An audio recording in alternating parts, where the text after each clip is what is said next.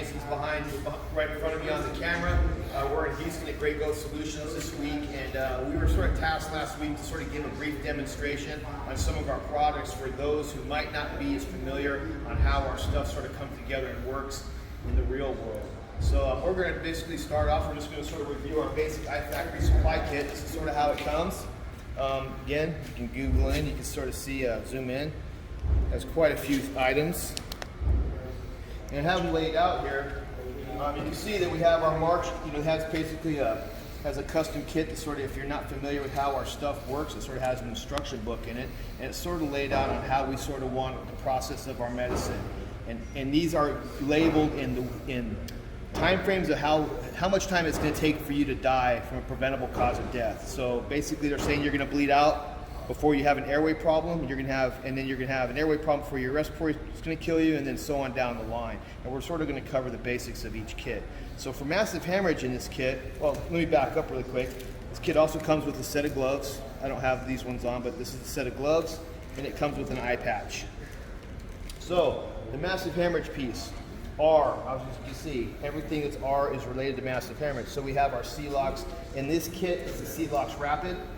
But I also want you to see the Celox applicator as far as the powder, and we're going to go into these here in a minute with our demonstration. We're just going to show you what's in the kit first.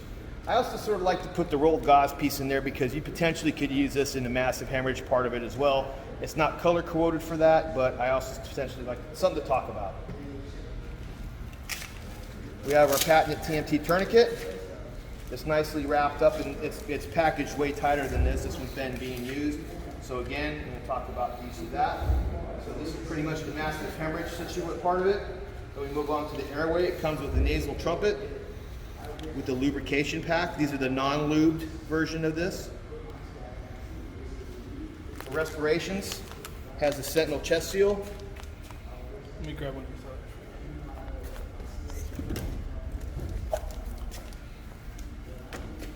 That's a lube one. Because all the new kits are going to have those in it now. So this is the pre-lubed one. It magically appeared.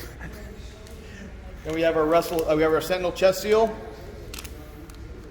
And then we also have these with the new Safeguard Coriolis seals, which is essentially a chest seal as well, but it's also going to be used as a wound covering. So if you have some like avulsions or things of that nature that you need to cover up, that's not penetrating chest trauma to the chest, you can use this as well. Also in the respiration piece, we have a needle. We have one of our darts for if we have to do a needle decompression. And this will become more clear when we start walking through the demo. Circulation piece, we have our rolled gauze.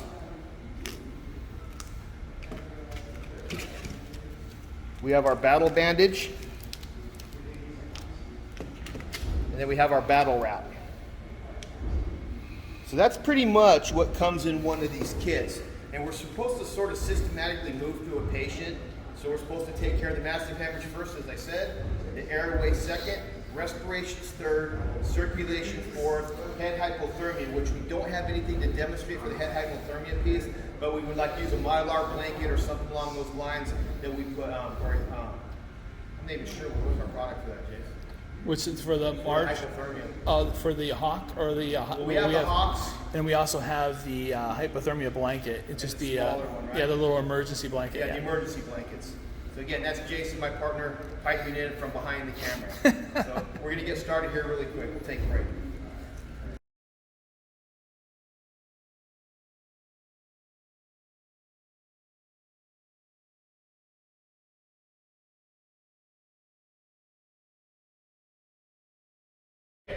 Hi, we're back. So we've already just covered the first piece of our massive hemorrhage thing, that if the wound is amicable to tourniquet placement, we're going to put a tourniquet on, and that's going to help us stop the life-threatening bleed. But if the wound is not amicable to tourniquet placement, so this wound is high in the femoral area. As you can see, the inguinal area, we won't be able to put a tourniquet above this wound. So what we have to do then is we have to pack the wound. Our first choice for packing a wound will be with our hemostatic agent, which is Celox. And we have a few options for this. We have I think 3 or 4 hemostatic options. My hands are all slippery now. Perfect. When you pull this out, it comes pretty much pre-packaged. It's Z-folded, as you can see. different than a roll, sort of for like an accordion, and that makes it easy to pay it out when you're starting to pack this wound. Now, as you can see, this wound is already oozing. Hopefully you would have somebody here assisting you, putting direct pressure on this wound while you got the packing material out, or you have your hand in the wound, putting pressure up against the artery while it's bleeding, sort of pinching it off. And then really all you're gonna start doing is you're gonna start packing this wound in. You're gonna start packing this material, getting it as deep and as close to the artery as you possibly can. And you're gonna keep going. And you're gonna pack until you get this in. Now obviously there's still some room in there. If I had some more, if I had another package, I would keep putting that in. Now, I do not need to follow this hemostatic with more hemostatic. As you can see, there's still quite a bit of this cavity that needs to be packed. So I can sit there and call in my assistant if they have help. Hey man, either A, hand me that other dressing, so my other assistant can come around here.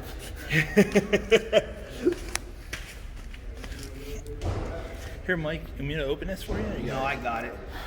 So I would pretty much have my assistant help me open this if I could, but it's just sort of gooey with blood and stuff, and I'd rather Jason not get bloody. So I'm gonna take my hands off of this pack job that I just did to open this, because I want to show you the details of this gauze and sort of what we can use it for. A, if we do not have a hemostatic agent, our C-LOX, we can use this to do the exact same thing I just did, or I could back up my hemostatic agent with this gauze. And it's pretty much easy. Now my hands are all slippery, but you can open it up, and you can see in here that it pops right out. So open the wrong end. So yeah, so if you open to one end, the whole thing comes out. We're gonna stop that for a second. We're gonna edit that. There you go. Hey, I'm back, and I have the magical gauze in my hand with the right end this time. So basically, what we're gonna do is we're gonna rip this open. You can see that it has a tab of gauze already there, and it's designed so you can just grab this. All right, I ain't doing that, dude. This thing goes off. No, he's right, dude. I was holding it at the end. Nope. Yeah, man.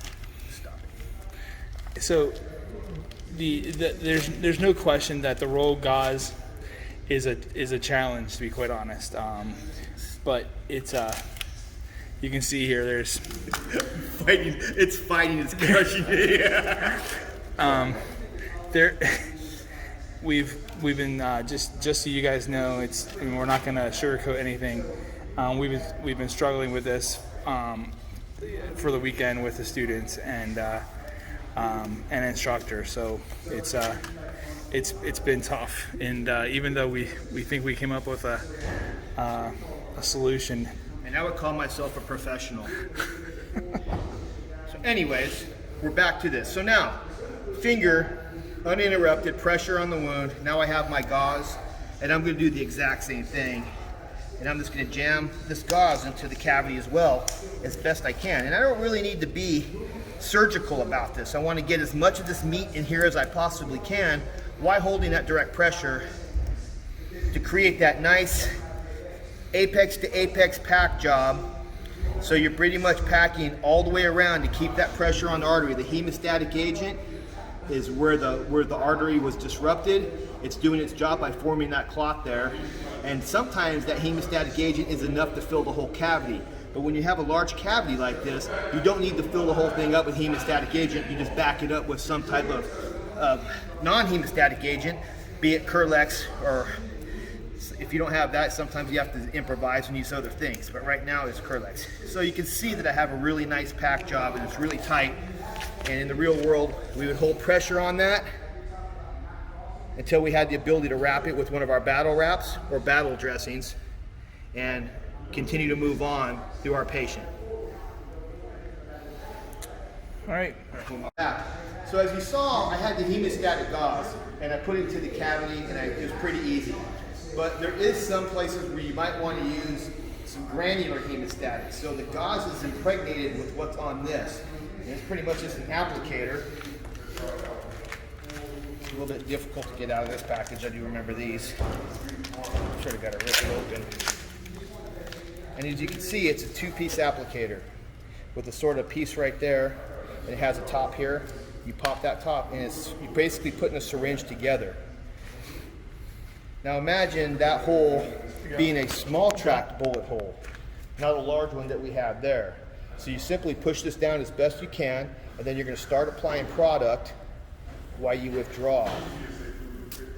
And that one's sort of pushed out, but if it was in the wound, it wouldn't have done that. And as you can see in my hand, blood would start to coagulate and react with that, and it would form a nice plug. Because there's times where, as you can see how thin that is, you're not going to be able to get a really good pack job with the hemostatic agent in there, and you still have the need to stop the bleeding. So these come out and pretty handy, and they're in our system as well. These are not in our IFACT replacement kits though. We just have them separate, but I wanted to show you guys why we had all this stuff out. Hey guys, so today we're going to go uncover a little bit more about the actual airway aspects of March Out pneumonic. In this case, we're going to be using the 28 French pre-lubricated nasal airway, so otherwise known as the nasal trumpet. We're moved away from the Rouge 28 French. The questions we have on this pretty frequently are that why is it a 28 French and why don't we account for other sizes? 28 French is recognized as being a standard in the industry. Pretty much there's very few airways that can make this work in. So if you only carry one airway, this is going to be the best. What we're going to use this for is actually to preserve the integrity of the airway. So if somebody's having an allergic reaction or anything like that, we're going to try to use this to protect it. So this is, again, it's pre-lubricated, so we don't have to wear it lubricated first. We're going to open this up. We're going to slide this out. Generally, we're going to take it, we're going to make sure that we have a good size from nose to ear. In this case, we're going to go ahead and we're going to drop this in. And then we're going to go straight back. And then we'll make sure this is secured. At this point, I can go ahead and just go ahead and move on with the rest of my assessment. I know that that's protected. And then I can come back and secure it and make sure they don't pull it out. But otherwise, that's the nasal airway. Any questions on the new airway or the Rouge, let us know. And we need to start to make sure we address this as they come in. Thanks. All right, so we talked a little about the airways on the airway section. Now we're going into the R's. We're actually still in, now we're going into the R's, respiration. So we were in actually establishing and protecting an airway, now we're going into quality respiration. In this case, as we've gone through our assessment, we have identified that the patient actually has a penetrating chest trauma. This is indicated by this X that we've drawn on the skin. So this is we're considering this a penetrating chest trauma. There's a through into the chest cavity. So now there's atmospheric air that's actually entering into the chest cavity. What's going to happen is that's going to actually cause the lung to eventually collapse because the atmospheric air is there's too much positive pressure in it. So the lung can collapse. So what we want to go ahead is we want to seal that off. We have a couple different options now, and this is just two of the numerous other ones we have. The Sentinel chest seal, and then what we have is the Coreus seal. So the Sentinel chest seal is vented, and the Coreus is not vented. The Coreus is simply just a hydrogel wound dressing that can be used as a hydrogel chest seal or occlusive chest seal. And then the Sentinel chest seal is actually vented. It has two separate vents. They're actually laminar ports. I'm going to show you the Coreus first. So Coreus, again, we're talking about it just being an occlusive dressing because it's a barrier where air cannot pass through. So we're going to pull this out, open this up, and you'll actually see that there's a tape on the back. So we're going to pull that one side off. We're going to go ahead and put that on here as we're pulling this off. And we're going to stick that over and then take that off. And we're going to make sure that it gets on nice and tight. And make sure there's no tenting on there. That's not going to affect it at all. The hydrogel's nice tight seal. You can see it's not coming off. And then that's creating an occlusive barrier so that nothing can actually penetrate through that. So anyway, so that's the Coreus chest seal. Anyway, so then we're going to go on. We're going to do the Sentinel chest seal. I'm going to assume that we have the same kind of penetrating chest trauma over here. So I'm going to open this up.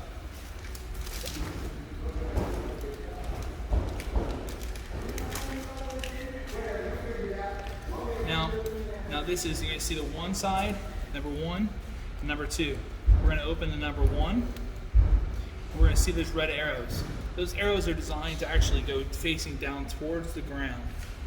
So we're going to then take the number 2, we're going to peel that off, and we're going to take this, and we're going to place it like that, so that the arrows are facing down towards the ground.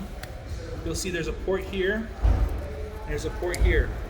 The wound should actually be right in the center there. So any air that needs to escape from this can actually go out this port here, and then the blood can actually go out this port right here. So anyway, so that is the Sentinel chest seal. Again, there's no air coming in, but air and blood can release. In this case, no blood or air can go, no air can go in, but nothing can also come out. So this will actually not benefit us if she's developing tension inside her chest. In this case, if she's developing tension inside her chest, the tension can actually be released through the ports. And that's it. All right, so we're still in the respiration section of this, and we're trying to look at quality respirations.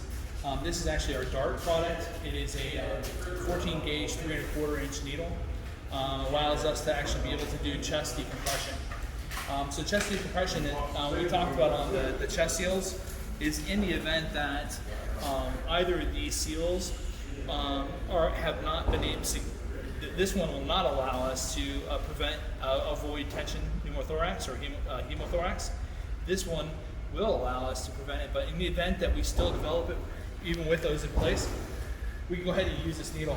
So essentially all you're going to do is just do a twist. You're going to lift this up. You're going to pull the needle out. Now it's a needle inside of a catheter. So you're going to you'll see the needle withdraws and the catheter stays in. So this would stay inside the body. The needle allows us to actually make the penetration through the skin. Now we can either take this and we can go along the nipple line here, so mid-clavicular, right? So there's a specific placement we're going to use, and we're going to place that and we're going to puncture that straight through. And then we're going to puncture it in, and we're going to pull the needle out, right? And we're going to allow that to stay in there, and that's going to allow we should actually hear some air release, some fluid release through that catheter. We also can go mid-axillary, right? So we're going to go somewhere down in here, right? So we have another placement landmark. We're going to do the same thing. We're going to place that in, and then we're going to pull the needle out, right? So it actually will go in, so maybe should actually be down for port, but it all depends. You can actually go, there's different depths on that we can go. So we're going to go until we actually get release, and then generally just a little bit further past that, and that's it. So that is the DART that's used for chest decompression. So thoracotomy needle. So other than that, that's a DART. We're back. So now we've gone through the M, we've gone through the A, we've gone through the R, now we're in C. And the two options that we pretty much carry in our IFAKs is we carry, first thing is a battle wrap. And basically, so imagine Landry, Simbody's representative extraordinaire. Let's say she has a large bolt hole here or something, we have a tourniquet up here, and now she has some massive hemorrhage coming from here and I don't have a tourniquet. I would pack that wound like I demonstrated earlier in M. And now I need to have something to put pressure on that pack job to keep it in place and to put pressure on it. So that's where our battle wrap comes into play. And these things are a pain in the butt though. There we go. So as you can see, the battle wrap is just like a clear tube of material. It's stretchy. I mean, I can't even break that. It's very hard. So she has her thing, she'd be screaming in agonizing pain, but she has her pack job in here. And now I would just simply place this over, and I would wrap it and roll it over. And I would try to generate some pressure as I wrap this thing around her. And I would use as much as I needed. If I don't need a lot, I'm not going to use a lot. I would take my scissors and I would cut it, and I would just continue on. And it has quite a bit of wrap. So it's sort of like a clear ace wrap on steroids, so to speak. And you can see it. The good thing about this is they would have a pack job underneath it. It's clear, so I can see if I have hemorrhage control on my pack job, because I would be able to see if the wound is leaking or still doing what it's not supposed to be doing underneath. And ACE wrap would cover it. This is basically a window to see what I need to do. Back. So the next thing we have for circulation is our battle bandage. Very similar, but it has a pad on it. 8 inch by 8 inch sterile dress. That you can move, that you can keep depending on the size of the wound you're trying to cover up. So if it's an abdominal wound, I can make it larger. If it's a smaller wound, I can just leave it wrapped up. And the same thing, I'm going to put this on over the wound, and I'm going to cover it, and I'm going to sort of wrap it again, the same exact way I did the battle wrap. Around. You're going to wrap it so you have what you need done. And it gives you the same options. If I don't need it all, I'll cut it. And what you can do is also, it gives you that window to look and see if this thing, if you still have hemorrhage control underneath this, what the wrap that secures the dressing onto the wound. And that's pretty much it for C with our pack. So we're going to finish talking about the replacement kit with what the extra items are in the kit. So again, we mentioned earlier, this is the vacuum pack seal of gloves. We have an eye patch, an eye shield, in case we have an eye injury. It's pretty self-explanatory. We'll sit there and put that over the eye and we'll tape it down. Then we have what they call a T-Tri-C injury card. And this is what's used in the military, and pretty much anywhere, but mostly used in the military for the medic or the initial person rendering care to mark off what they've done to the patient. You can see it sort of broke up into different phases. Has a lot of bunch of different information on here. But I just want to make sure that you understand why this is here, because this will be attached to the patient and it'll continue on with him all the way through the continuum of care, and this actually will become a permanent part of his health record in the military, this form. So it's really critical that it's filled out correctly. And we also keep a little Sharpie in the kit as well, so if the medic didn't have one or the person rendering aid didn't have something to write with, he would have something. And as you sort of just work your way down, and obviously this isn't done during the heat of battle, this is sort of done after the fact, after you sort of have a minute to get things done and sort of relax a little bit, or you have another person documenting what you did. While you're working on the patient, you have somebody basically being the documenter and sort of filling out this card as best you can. You know, it goes about injury patterns, and on the back it talks about what fluid we've given them. It talks about medications, pain meds, antibiotics, and other things, and then it gives you a section of notes and a place for you to sign your name and your last four of your social security. And that's pretty much what's in that kit. So if there's any questions, please feel free to reach out to me or Jason or anybody else who's a product specialist, and we'll hope to answer your questions as best we can.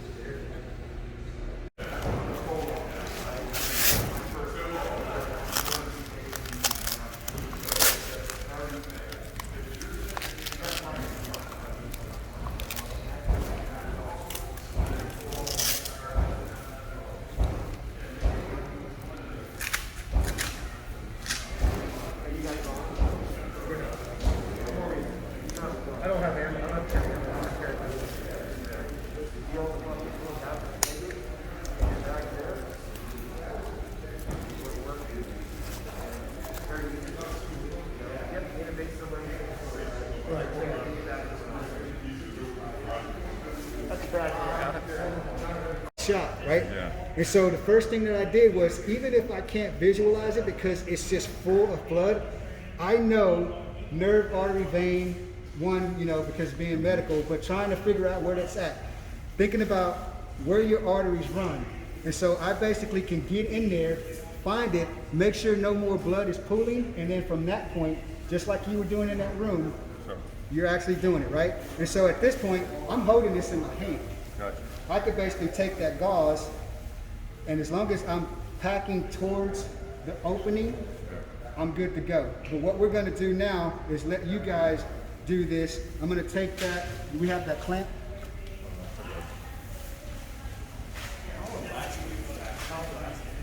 Once I clamp it, I'll let you touch it.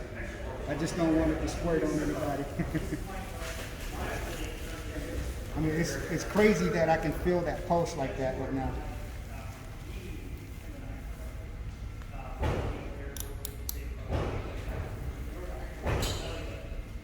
So come around, check that out. 2 gallons.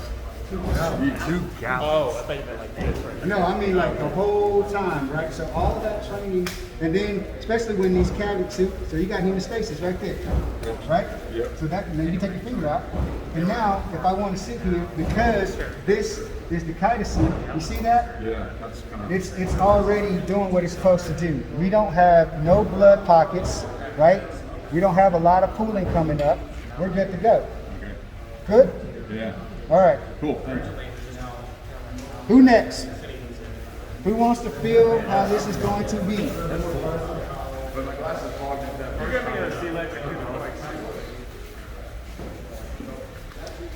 just soaks up the blood so that you don't have to. Or just a guide or you can't find a sea lick. This, yeah. So, so you don't have to clean it up later. Is that what you said? Well, I mean, that's what it does, right? Well, yeah. I know, I'm just.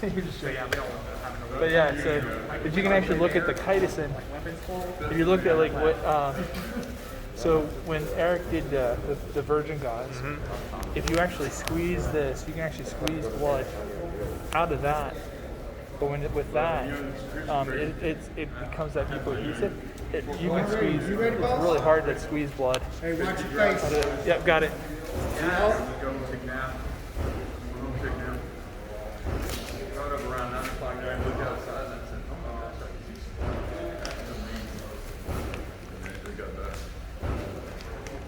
Yeah, so it's pretty amazing. But like Eric said, it's just the plain gauze.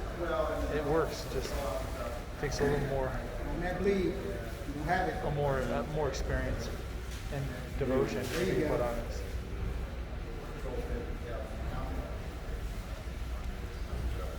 Because it's hard until it It's gets wet. different, right? When you're So this is all about pressure and getting it in place and long enough for actually the clots to actually develop, the blood to actually saturate that gauze and actually create a tamponade. our bodies will basically Whereas this, the mucoadhesive itself, is actually creating that tamponade. So with this, essentially you can do this.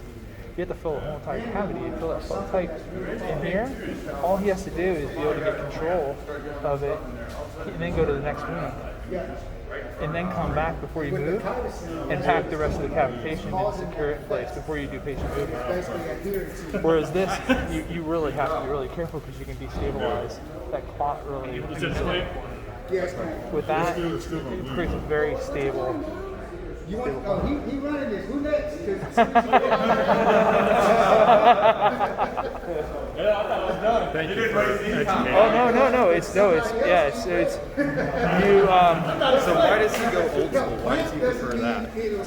So we learn. So almost all of us, as far as the instructors, we pretty much all of us grew up raised on virgin gauze, right? And it's just a matter of it works, right? We all do we prefer to have that? Absolutely.